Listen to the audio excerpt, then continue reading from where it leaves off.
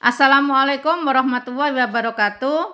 Sekarang kita akan belajar mengenai gerak pada benda. Sebelumnya kita mengenal dulu beberapa konsep tentang gerak. Gerak adalah perubahan kedudukan atau posisi benda terhadap titik acuan. Sedangkan titik acuan adalah sesuatu yang diam dan digunakan sebagai pembanding. Contohnya, seseorang yang menumpang kereta api dikatakan bergerak terhadap stasiun karena terjadi perubahan kedudukan antara kereta terhadap stasiun, tetapi dia diam atau tidak bergerak terhadap teman duduknya, meskipun keretanya bergerak.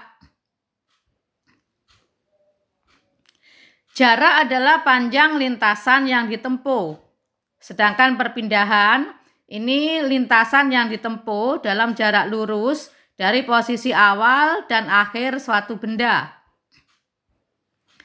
Contohnya, seorang siswa yang berjalan dari A ke B sejauh 10 meter, lalu berjalan ke C yang tegak lurus dari B sejauh 15 meter. Maka jarak yang ditempuh adalah keseluruhan lintasan, yaitu jarak dari A ke B ditambah dari B ke C, sehingga 10 meter ditambah 15 meter. Jadi jarak yang ditempuh adalah 25 meter. Sedangkan perpindahannya adalah perubahan posisi dari posisi awal tempat A ke posisi akhir, yaitu tempat C. Macam-macam gerak menurut bentuk lintasannya. Yang pertama adalah gerak lurus. Ini gerak dengan lintasan berupa garis lurus. Misalnya mobil yang bergerak pada lintasan yang lurus. Kemudian gerak melingkar. Ini gerak dengan lintasan berbentuk lingkaran atau bagian dari lingkaran. Misalnya jarum jam atau gerak pada roda. Kemudian yang ketiga adalah gerak parabola. Ini gerak dengan lintasan berbentuk parabola. Contohnya bola yang ditendang atau bola basket yang dimasukkan keranjang.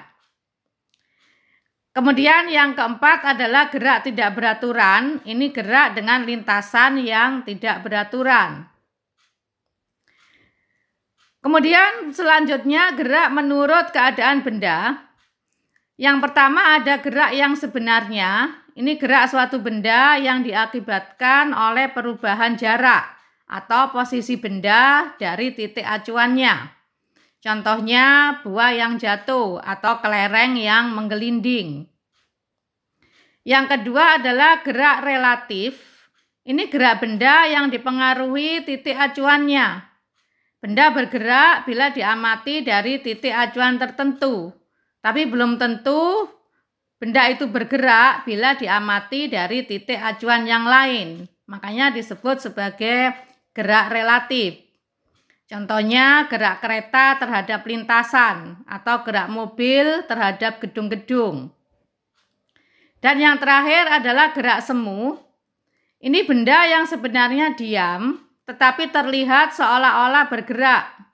Gerak semu ini biasanya diakibatkan karena keadaan pengamat yang sedang berada dalam suatu sistem yang sedang bergerak.